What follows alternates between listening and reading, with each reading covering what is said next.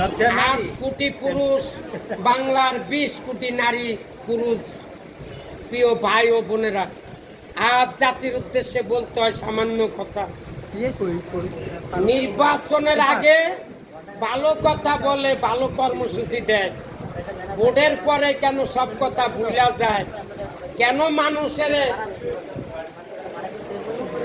প্রত্যেক এলাকার, প্রত্যেক গ্রামের, প্রত্যেক শহরে, যারা যত গরিব তাদেরকে ঠকাইয়া কেন কালো গ্লাসের বাড়ি আর গাড়ি কিনে, কেন গরিবের ঠকায়, কেন কোটিপতি সাজে? এই ধরনের রাজনীতি দুইবারের স্বাধীন দেশে চিরদিনের জন্য বন্ধ করতে হবে।